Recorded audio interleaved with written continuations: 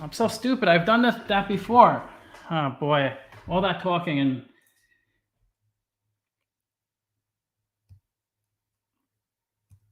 Okay. Tellurian, did you guys see it was up 20% on Friday?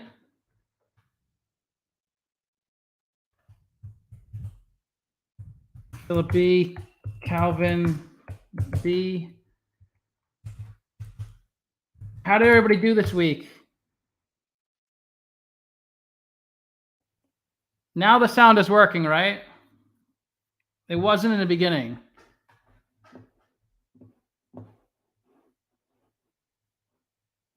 Can you hear me?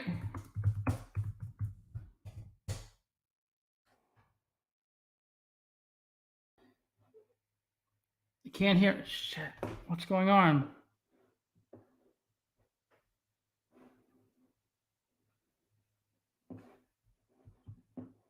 Oh, sounds good. Okay. So you could hear now. Okay. Okay.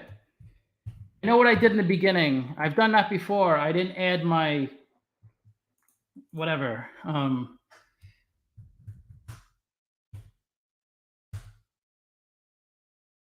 Wiki. Yeah, we do 2 raffles every Saturday. And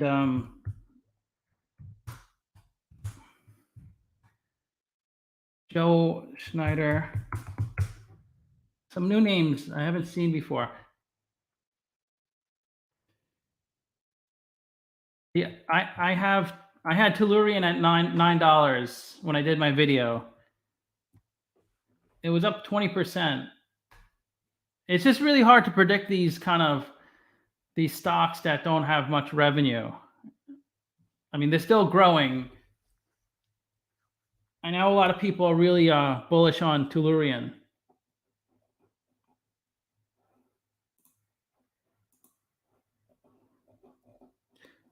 Yeah, how did everybody do this week? Anybody really happy or really upset? CDI, Robert H. The oil is hasn't really been moving much.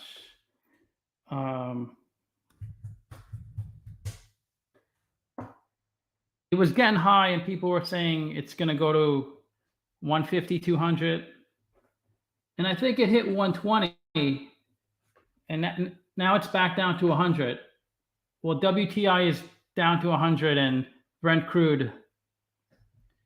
WTI is usually what US companies use as their spot price for oil. Brent crude is the international price. Good week. Yeah, I don't really look at my overall portfolio. I know what stocks I have, but I don't really track it too much. I just let it ride. Oh, you bought Tel? 250. That's good. Mr. Rapper. I'm gonna talk about deferred tax assets and deferred tax liabilities. And I have a couple examples on how you calculate those.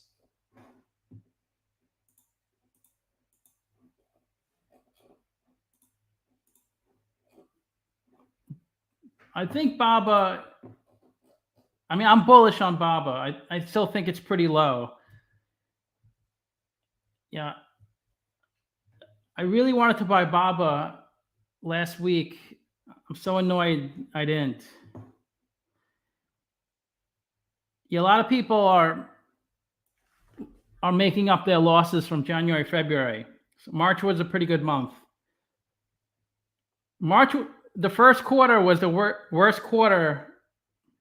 What was it, like in 10 years, something like that?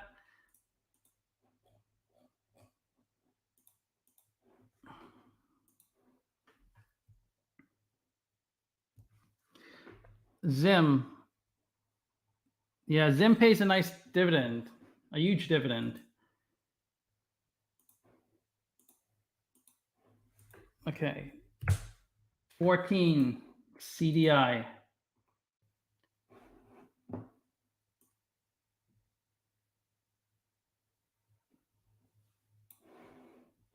If you're here and you don't see your name, let me know. We're doing the first 8.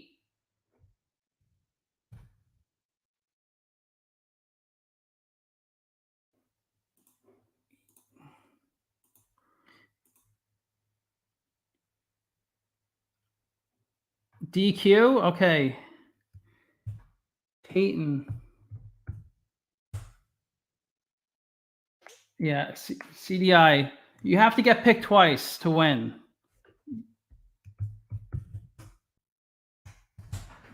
So that's the rule. If you get picked once, you don't get anything. Whoever gets picked the second time, the first person wins. And you have to email me Agav.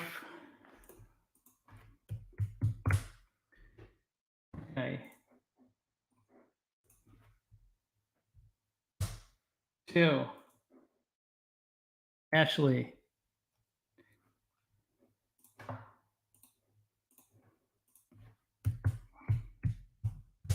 CB350F. Okay. That doesn't count. 20.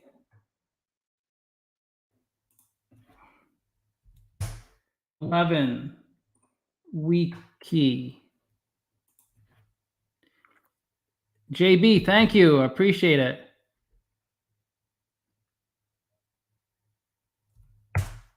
6. All the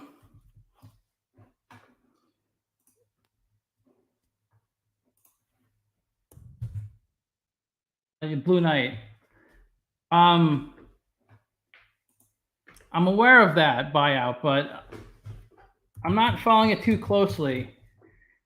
It takes a while for these things to happen. Sometimes it takes a few months, could take up to a year. Especially if it's they're big companies. This shouldn't take that long, but because the SEC has to approve, so there's not antitrust violations.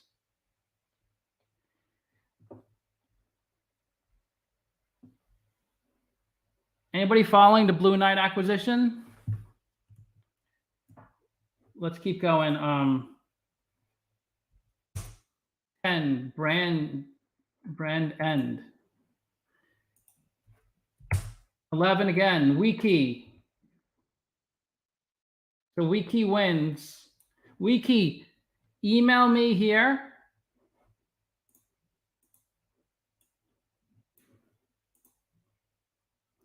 Last week, 3 people emailed me claiming the prize. Yeah, you're right here, Rapper. Potash. Yeah, Potash. I think I've done a few stocks connecting to Potash. No, it's Potash. Potash.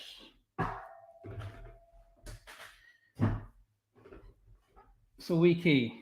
Yeah, 3 people emailed me claiming a prize. There's a way for me to prove it. So it's easy to because you could just say I won the prize because your email address might not be tied to your YouTube username, but I have a way to confirm it.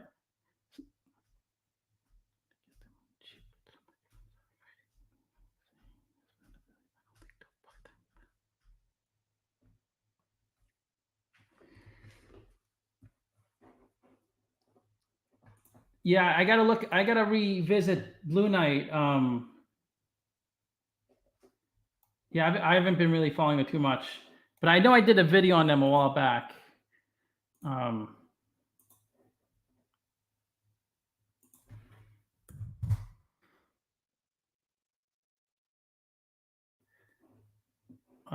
I didn't realize it was so small. Maybe I didn't do a video. They're really small. 138 million.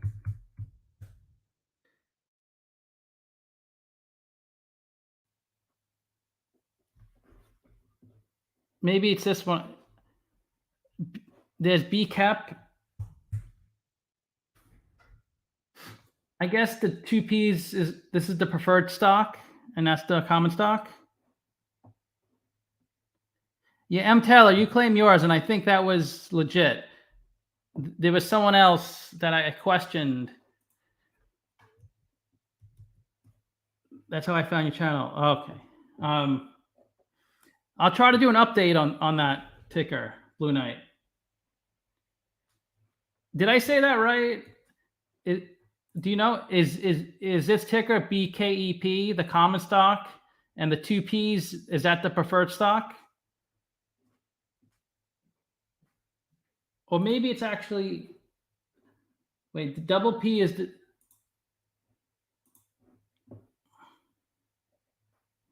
I don't know.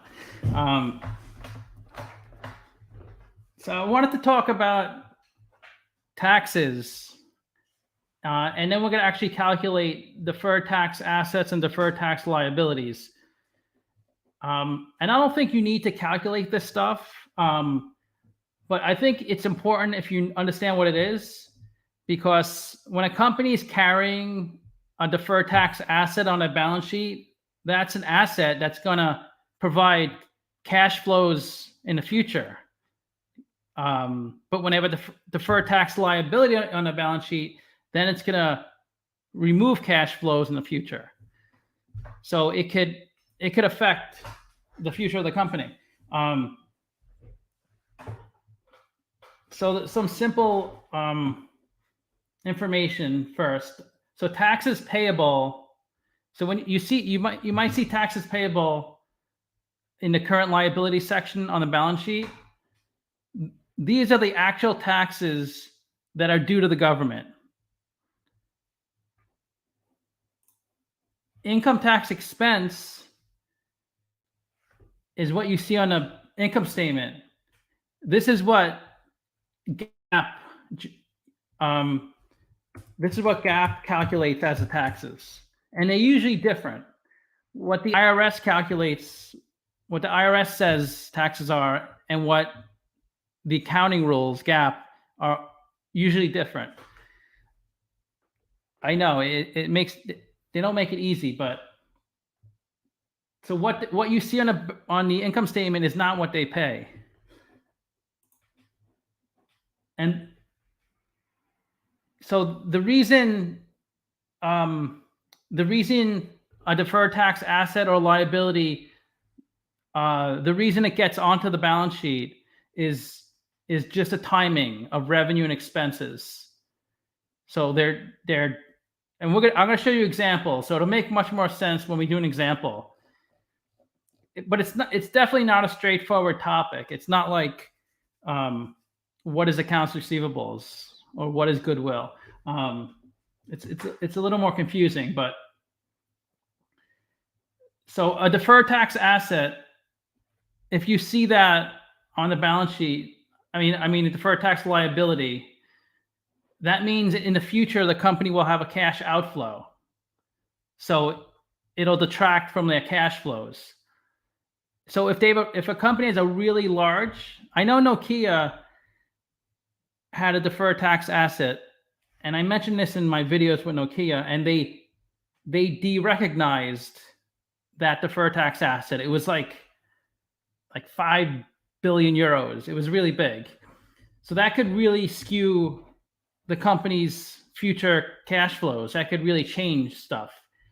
And if it's for a company like Nokia or AT&T, it's probably not going to change much. But if it's for a company that's kind of on the edge, like a lot of these companies we look at, like Tellurian, like companies that aren't making money, it could affect them in the future if you see these things. Okay, so a deferred tax liability, and you see the word, hey Chris,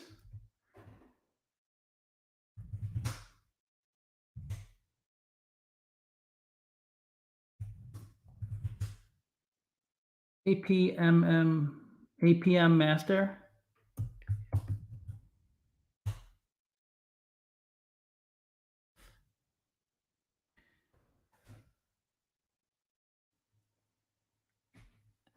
If you see the word deferred a lot on the balance sheet. Anytime you see deferred, I mean, just think of it as it's just you're putting something off into the future. You're postponing it. It could be a deferred liability or deferred asset. It could be deferred expense. It could be deferred revenue. You're just putting it off into the future. And a deferred tax asset will just result in a cash benefit or inflow in the future.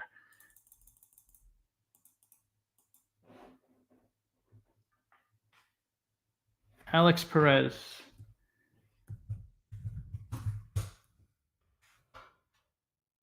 So the financial accounting standards, which are GAAP or IFRS.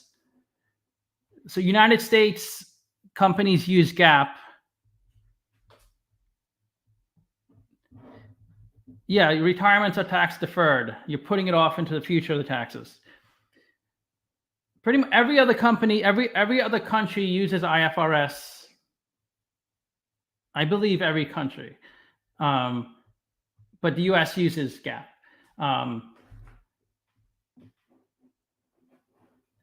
So to kind of make it in one sentence, deferred tax liability is created when income tax expense, what's on the income statement, is greater than taxes payable, which is what the IRS says. I usually say IRS instead of, it's just easier. But obviously, if we're talking about a non-US company, it's not IRS. And it's only Maria. Yeah, no problem, Maria.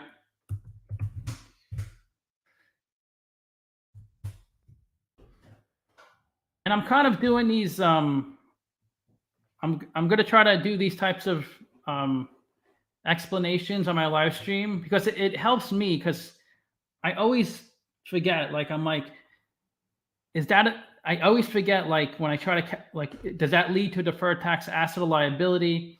But so by kind of explaining it, it's going to help me remember it better, because it gets kind of confusing when you try to think about it logically. And usually a deferred tax liability is from accelerated depreciation on the tax return and straight line depreciation on the income statement. And we're going to do an example of that. Example. And deferred tax asset is created when taxes payable, so what's on a tax return, the IRS says, is greater than the income statement says. When I say income statement, I mean GAAP accounting. And it's a temporary difference. If there's ever a difference that's permanent, it's not temporary, like it's never going to change, then you never create a deferred tax asset or liability. Like if there's a company that loses money year after year, they may never have a deferred tax asset because there's never a situation, because the only way you can benefit from a deferred tax asset is you need to make money at some point. You have to be profitable at some point to realize that asset. And if you're never profitable, you never get that benefit.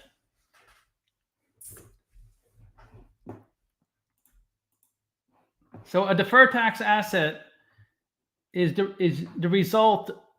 It's usually the result of post-employment benefits, warranty expenses, and we're going to do an example of warranty expenses. We're going to do a deferred tax asset example after the deferred tax liability, or tax loss carry forwards. So if you have losses from the past that you're carrying forward in future years. What is a good entry point for Agnc? That's the mortgage. Is it a REIT, Agnc, or it's just a? It is a REIT. I don't know. It's kind of it's a tough one, Agnc. I mean, it is down a lot, but it really moves. It's so dependent on interest rates and the prices of real estate. So, I mean, I just always say, if you're bullish, if you really like a stock, the entry point is always now. That's because I think of things on a long-term basis. If you're kind of a swing trader or a day trader, then you may want to wait. But I mean, there's really no timing these things.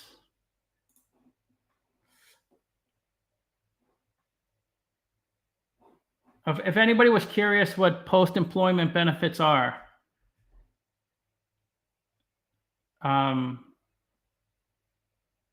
it says after an employee retires, it's all the benefits the employer receives, not including their pension benefits. If not all companies offer post-retirement benefits, but some companies do. So it could be if they receive life insurance, or they may actually receive some type of salary, like 10% or a percentage of their salary. So that was a post-employment benefits. Just started this week with some, but I probably wouldn't invest in Agnc personally. I just don't. I think it's a little too risky, and I don't know. How do you think oil prices will go because of SPR $90? What is it? I'm not sure what that means. SPR $90. Oil is about at 100 now. But I gave an example when oil hit 120. This is my example on oil. And of course, oil can go to 200. I mean, I don't really know. This is how I view oil.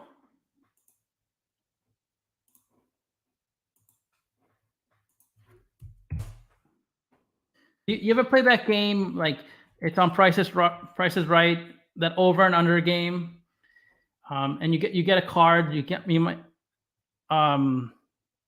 the host may turn over a 5, and then you say higher or lower. So I think of oil as a jack. Like you could say higher, and you might get a queen, king, or ace. But at this point, I think it's safer to bet on the low side of oil than to keep going higher. I mean, you might be right, and you put money into oil and it goes up even more. But at this point, I think there's a lot more downside potential than upside.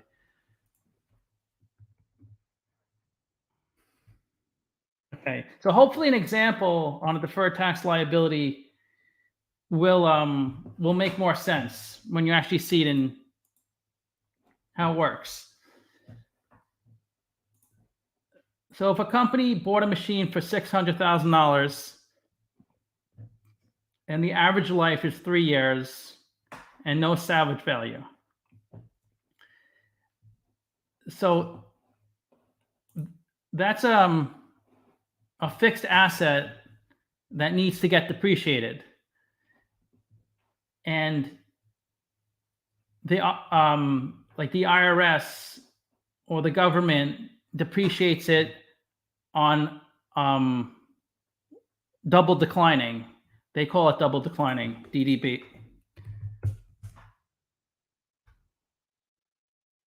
So it's more depreciation up front and less in later years.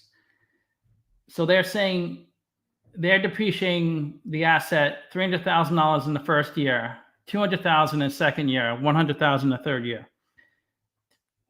So I'm assuming, I mean, I know some people might not know what I'm talking about right now, but I can't explain in too much detail, but I'm assuming you understand what depreciation is. And then the company uses straight line depreciation for all its assets. It always uses straight line. So that means it's $200,000 a year for 3 years. And we're pretending EBITDA for that company is $500K and they pay a 40% tax rate.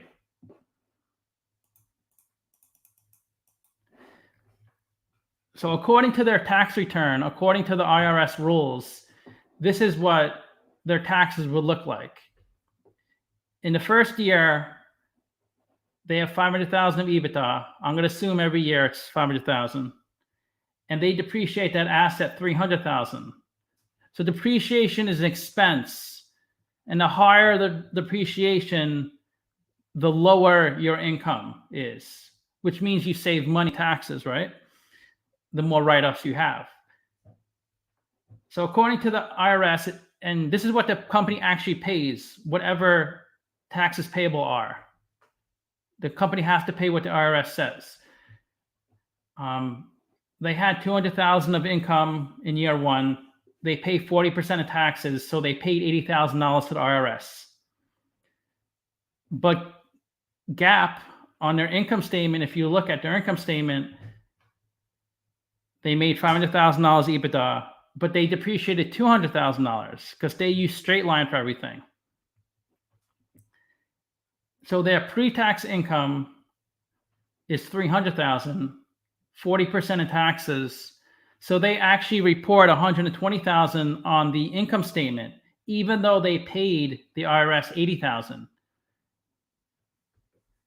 This means in future years, they're going to have to pay the IRS more money because they underpaid the IRS, at least according to GAAP. I mean, they paid what the IRS said, but according to GAAP, they underpaid them. So you have to carry a liability because that's an outflow of cash in the future. I hope someone's listening. So you have to put a liability of the difference, 120 minus 80 of 40,000 on the balance sheet, a deferred tax liability. So if taxes payable is lower than income tax expense, a DTL is created.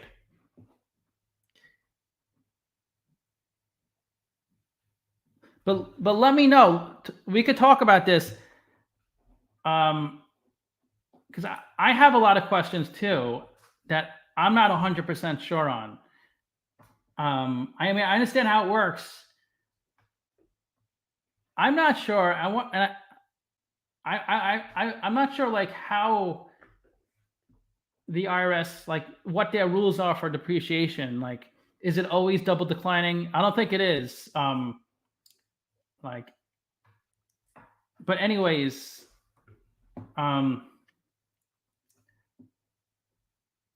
I'll explain my kind of thought on that in a little bit. But in year two,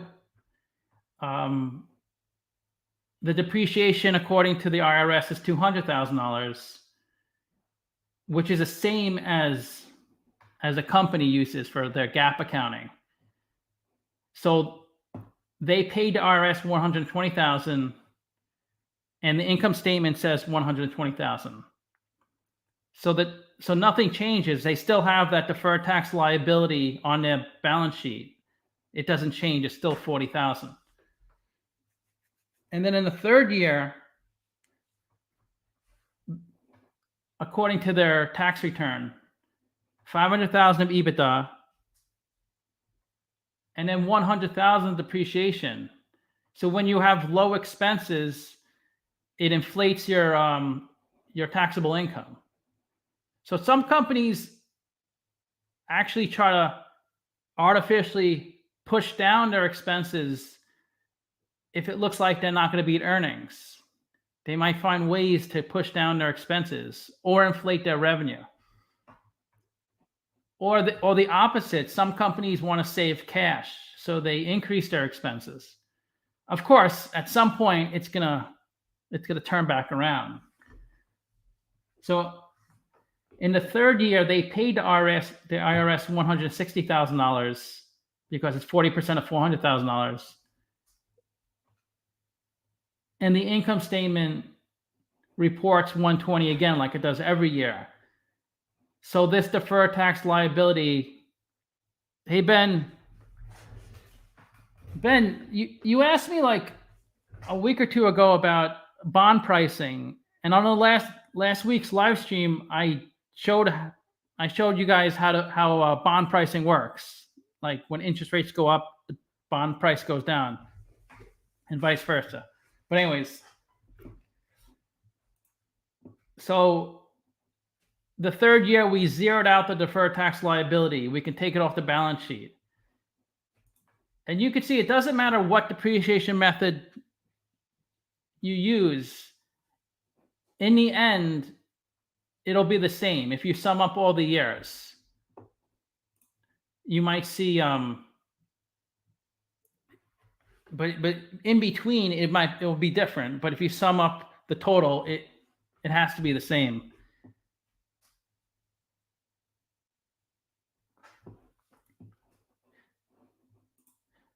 But if you think about it, because some companies just have rules, like they always use straight line for everything. Like I don't think you could. I think you have to pick your depreciation type. I don't think you could just change it at will. I'm not sure how that works exactly, but if you think about it, like if you bought the purpose of depreciation, like if you bought a car, you bought a new car for your company, and say it was a 10-year useful life. So it would be, if you use straight line depreciation, it would be $3,000 a year for 10 years, right? And then once the 10 years are complete, the asset is zero on the balance sheet. It's been depreciated to zero. Of course, you could still use the car, but it's worth zero according to balance sheet. So after 10 years, you sold the car for $5,000. You would report a $5,000 gain on the income statement. It was a profit because the car's value is zero according to the balance sheet. But if after the 5th year, say the car is $15,000 according to the balance sheet. After the 5th year, it's worth $15,000, and if you sold it for $12,000, you would have to report a loss of $3,000 on the income statement. Well, anyways, what I was trying to say in the beginning is, if you had a car, the purpose of depreciation is so you can accurately reflect the value of the asset on your balance sheet, because you can't leave it a car forever at $30,000.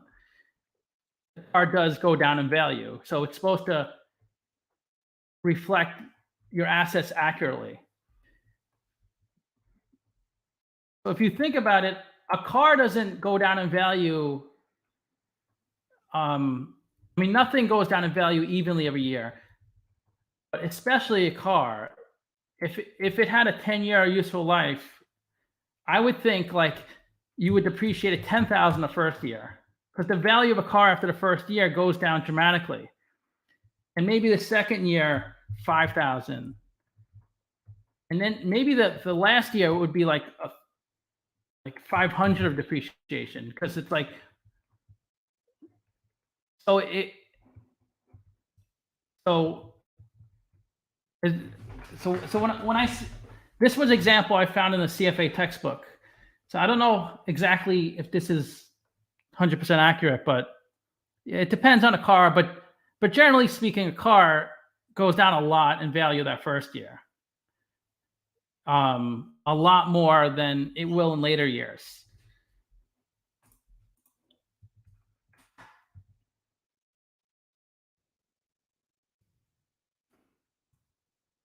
Is that anybody have questions? So you wouldn't use straight line? No, you would use straight line depreciation for a car, but I was just saying logically, if you think about it, it doesn't make sense. So I was thinking I was saying this example in the CFA textbook. I said it would make sense to depreciate it more in the early years an asset, because I think that would reflect the correct value of the asset, and then lower depreciation in later years. But I was just trying to think, why would the IRS, why would they do an aggressive depreciation approach? And I thought about it. I'm like, this probably makes more sense than a straight line approach.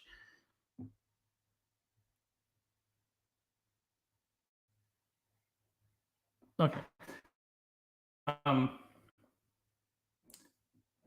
But that's why you do impairments. Because if you have an asset that's being depreciated, and then say after 5 years, say the asset is $100,000 after 5 years, but it's actually worth like $30,000. Then you pass through an impairment loss and you bring down the asset to $30,000. That's what I'm saying. I was hoping there would be some CPAs in here. I did Google it, and I don't know exactly what approach they use. I think it's different depending on the asset, but I'm not sure. I wish I feel like I'm doing everything like kind of roundabout. Like I don't actually work in accounting and I don't actually do this stuff. It would be helpful. I just kind of learn it. I just read about it. But anyways,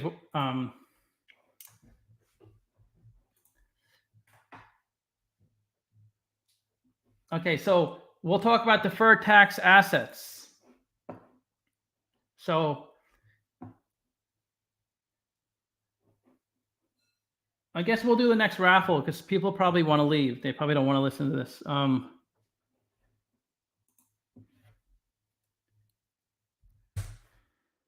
BV. Gov. Oh, Ben, I gotta add Ben.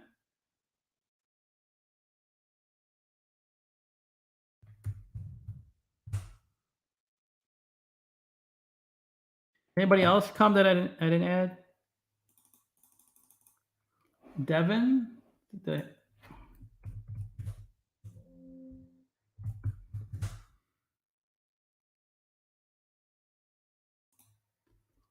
Zoda.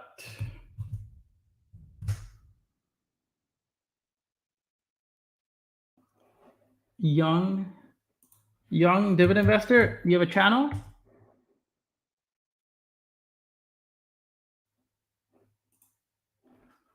Harris.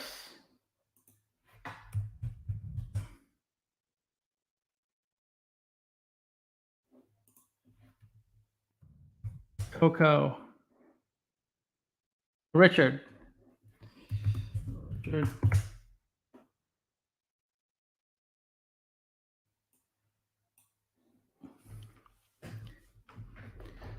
George.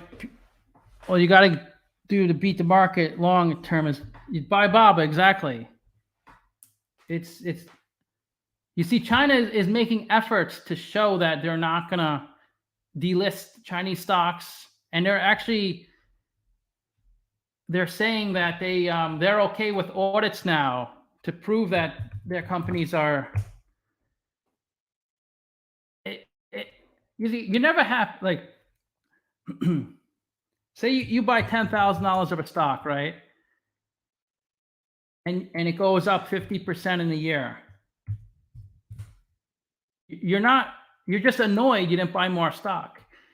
Like, no matter what I do, like, if you're down, then but if you ever make money, you're never happy. You're just annoyed that you didn't. It kills me with BABA but anyways, You don't want to hear my complaints. 9. Adele.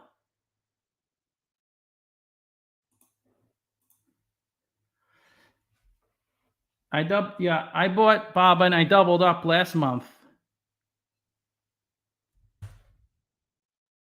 JB Weld.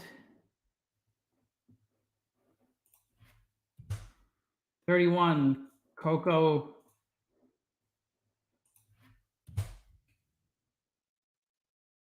Heaton.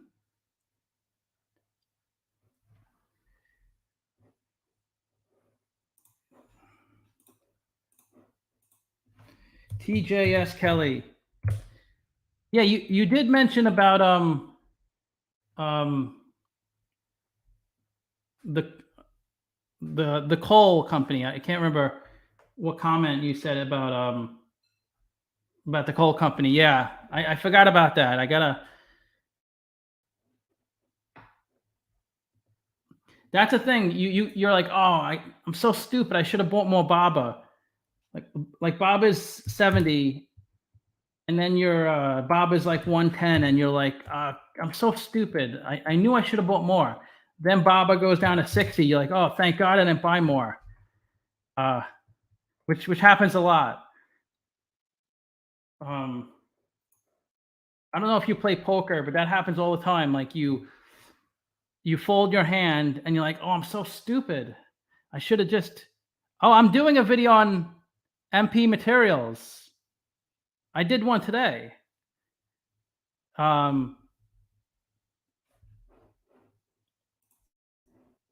Yeah. No, meta materials I did today. No, are you're not talking about meta, are you?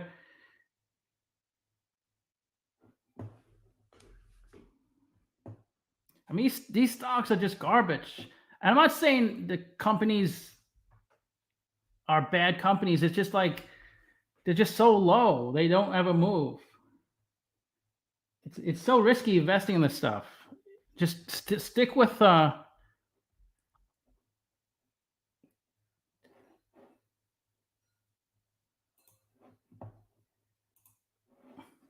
is what, like, if a company like that's 10 billion that you really like, even 10 billion I don't think is super safe, but and then say a company's 1 billion market cap and you hold off on investing in them, and then they go up to 100 billion. Yeah, almost 30K. Just wait for a retraction when it goes to 70 billion. Then you put your money in. If you put it in when it's a billion, only like 1 out of 50 is you're gonna see any return.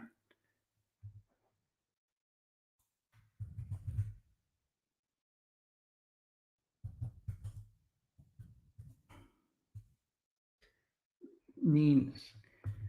Thank God the market came up because I didn't really want to do a 30,000 portfolio reveal when a lot of my stocks were down. So thank God the market came up.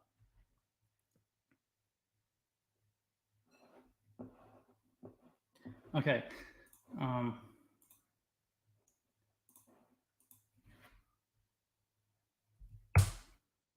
10, Brandon.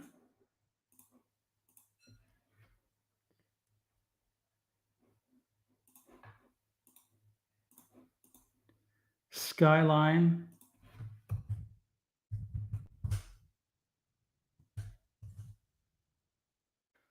$30K. Yeah, I'm closing in on 2 years. A video every day for 2 years.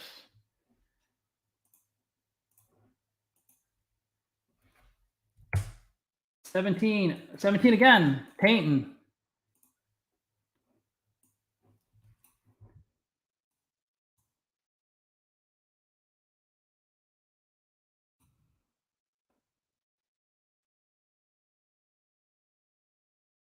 So Payton, make sure you email me.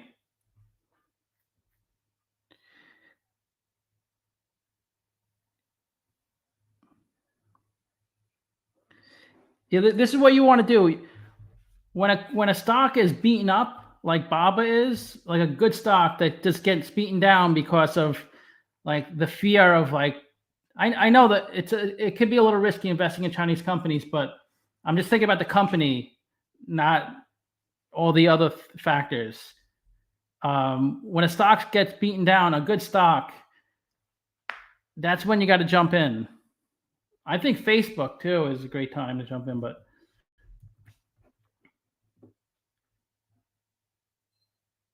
it is it's a grind. It's definitely a grind. Okay, so a deferred tax asset. See, you have to know a little bit about accounting because it's definitely not straightforward, this stuff. So you might have to rewatch the video or learn about certain topics because but anyways, the way it comes about is, say a company has $5,000 of sales in 2 years. The first year 5,000, second year 5,000. If they provide warranties on their products, they have to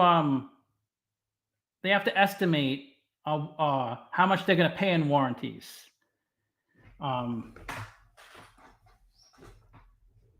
And then post that money, and they're just putting it on the side.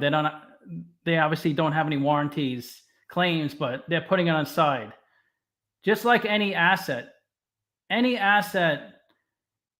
can lose value, except cash.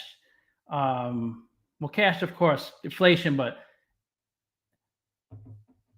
excluding cash, any asset you might not get 100% for that asset. Like, especially if you buy a car for $30,000, you're definitely not going to get $30,000 if you sell the car, even if you sell it right away. Even every like accounts receivable, inventory, you're not going to get everything. So you have to post a provision to account for that. Okay, so they estimate historically it's been about 2% warranty claims. So 2% of 5,000. So they're going to report $100 in year 1 and year 2. So they're going to just spread it out for 2 years. Well, not spread it out. I mean, each year they're going to report the full 100. Even if they don't pay any claims at all, they're still going to report it on their income statement. The cash is still with the company. It's just an accounting expense.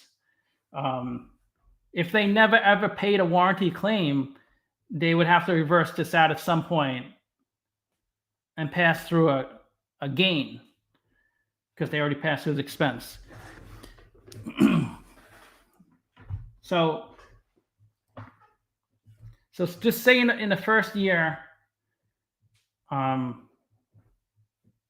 they didn't pay any warranties. Their products worked fine. Nobody needed a warranty. So according to the IRS, the tax return, it was 0.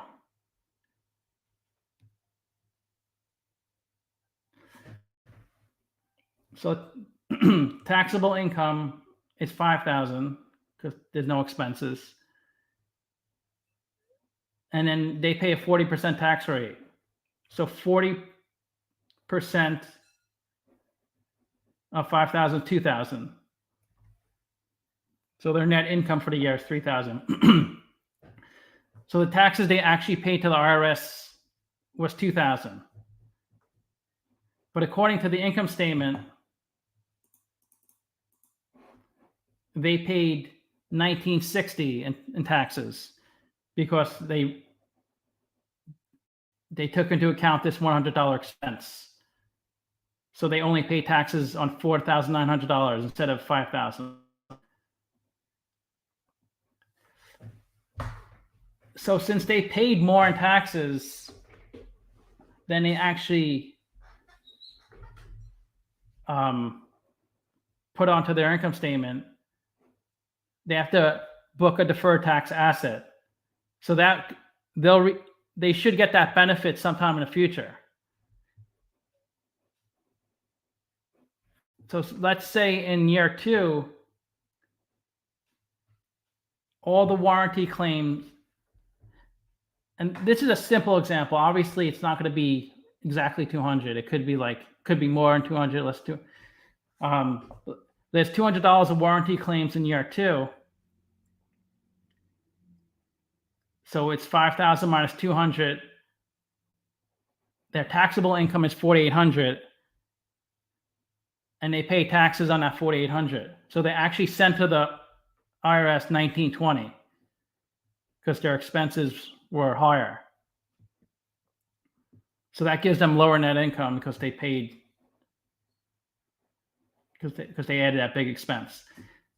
But on their tax return, they always put 100 a year, regardless of how much they pay, regardless of the warranty claims. They always book 100 a year. Of course, this gets adjusted based on the actual claims.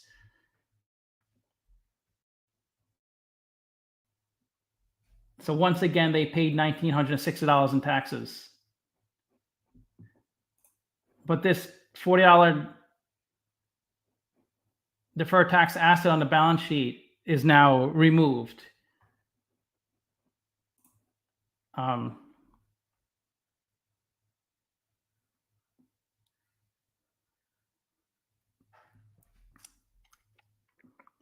do you calculate? So to calculate deferred tax asset and deferred tax liability, so if taxes payable, which is what you actually pay to the government, and that's a term you'll see on the balance sheet, tax payable. If taxes payable are greater than the tax expense on the balance sheet, then a deferred tax asset is created. And to calculate it, you just take the difference, the payable minus the expense, and the difference is $40. The same thing with a deferred tax liability, except it's just the opposite. So you take the taxes on the income statement minus the taxes on their tax return. Yeah, PaySafe I did twice. It doesn't look so great, their financials, but they're kind of a small company. It takes time. So the $40 is what the IRS more or less owes you. Yeah, exactly. You overpaid the IRS.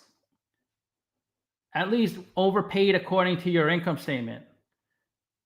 Because the income statement, which is GAAP, is what you live and die by. That's what goes into your, all your financial reporting. That gets audited. But as we've uncovered, the IRS and GAAP calculate things differently. For whatever reason, they do it differently. I mean, when I used to explain this stuff, I used to just say, like, if you made 100,000, and say you got solar for your home, solar panels.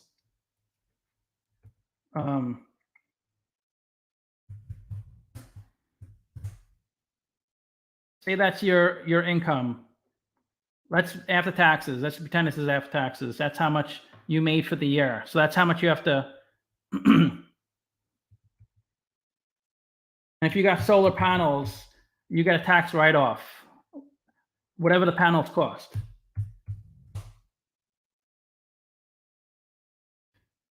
We can do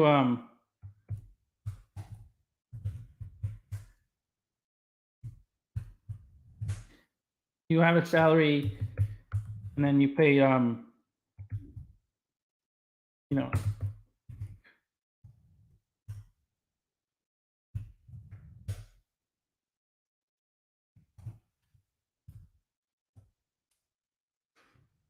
If your job pays you 140K, but you have to pay income tax, social security tax, or whatever taxes there are. So you have to pay $40,000 to the government in taxes. So your gross income, or whatever your net income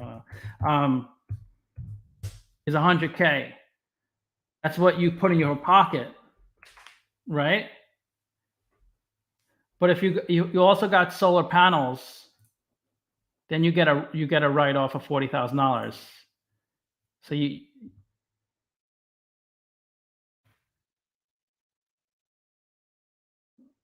mean, to be accurate, okay, just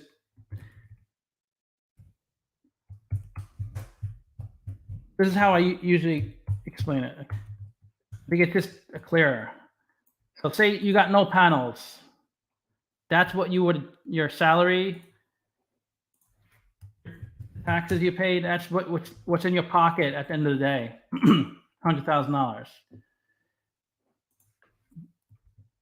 But let's say you actually got solar panels.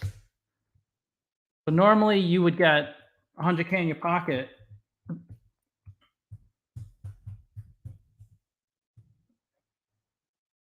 Let's just put 50,000 because I don't want it to be the same number.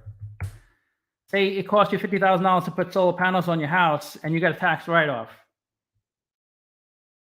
This is what a tax write-off is. You reduce, you don't get a $50,000 check, obviously. Your taxable income is reduced by 50,000.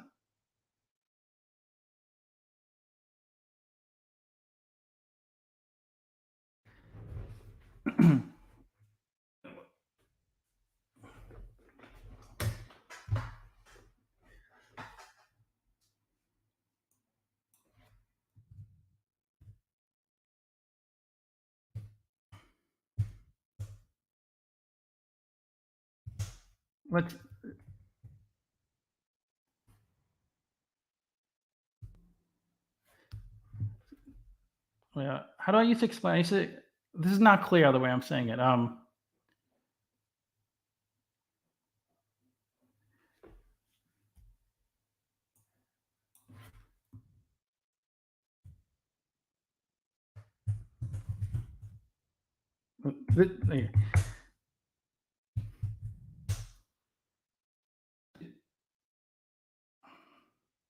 Hey. So if you got panels,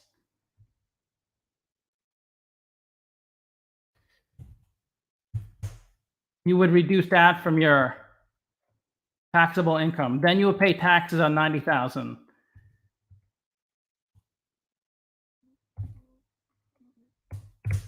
Let's just pretend your tax rate was 33 1/3.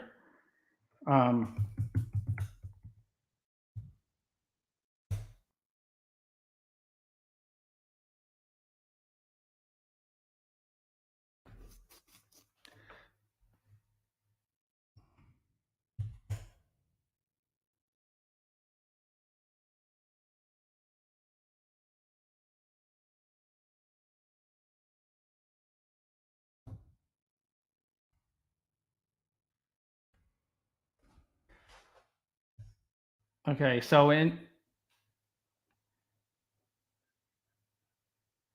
it right? 140 minus 50 is 90. Yeah, I did it right. So if you didn't have panels, you would have took home. That's why. Okay, that makes sense.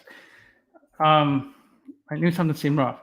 Okay, so if you didn't get panels in 2021, you would have paid this much in taxes, and that would have been your take-home salary.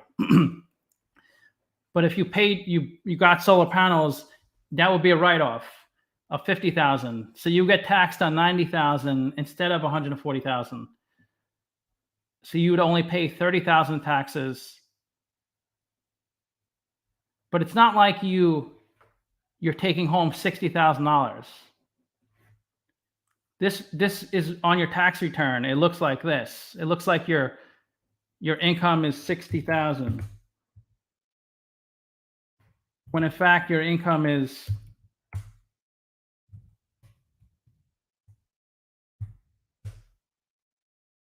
110,000. Because you're paying this much less in taxes, about $17,000 less in taxes, which is 1/3 of $50,000.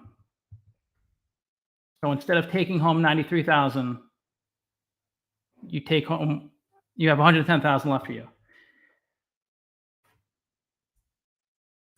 Okay.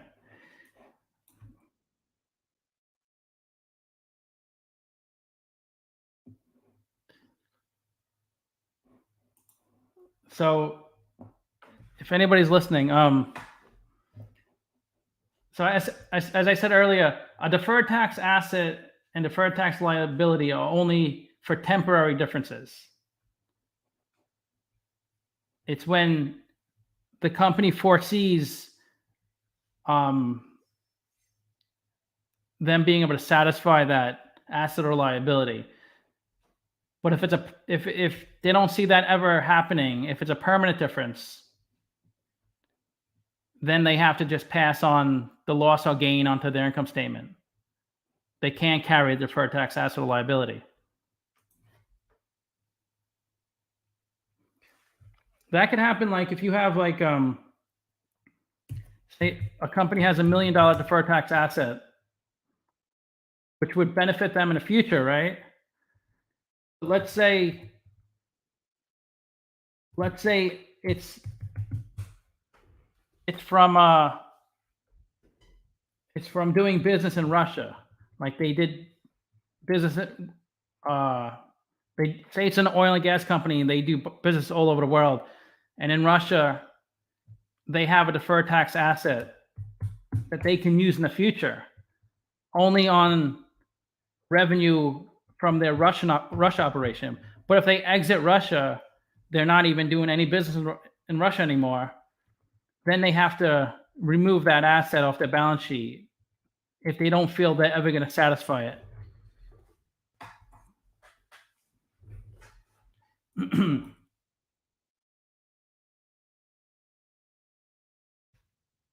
and you might see deferred tax asset of 50,000 and a deferred tax liability of 50,000. They don't really cancel each other out, even though you think it should. You really won't see that. Or if it's 30,000,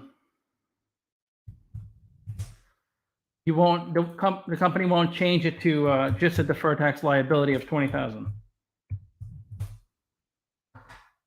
They'll keep them both on there.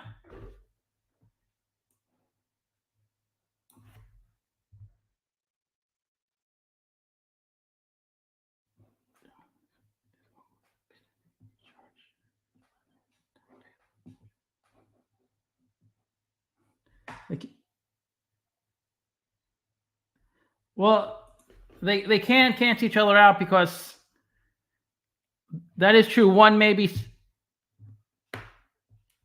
Well, I guess it is possible one may be satisfied, the other not. That could happen, but if the company doesn't think one will ever be able to take advantage of that $5,000 deferred tax asset, they should remove it off their balance sheet. But it depends what it's for. It depends how they got that tax benefit. They can't just use it for anything, even though it seems like they should, because it's kind of like if you have.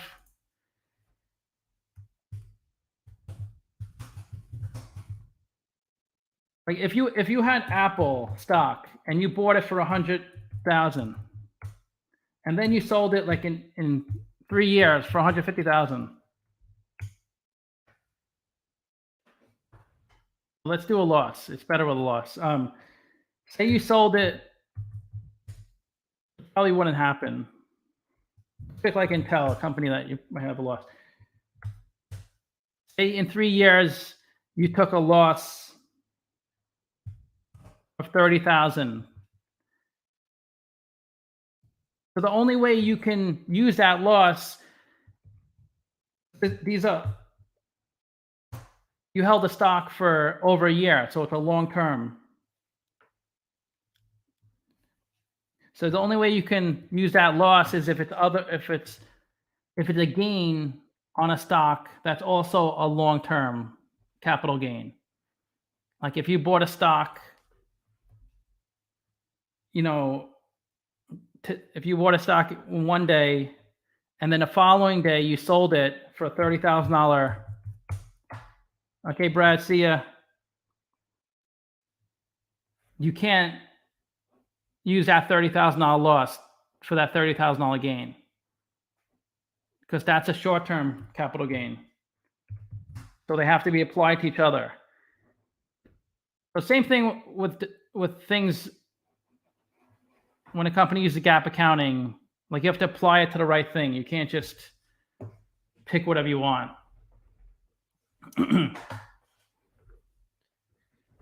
Okay, over an hour. I hope somebody got something out of that. I think one person.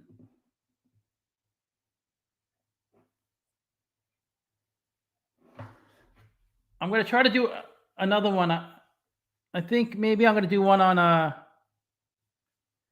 on fixed asset impairments, maybe, and how that gets affected. Maybe goodwill. Goodwill might be a good one.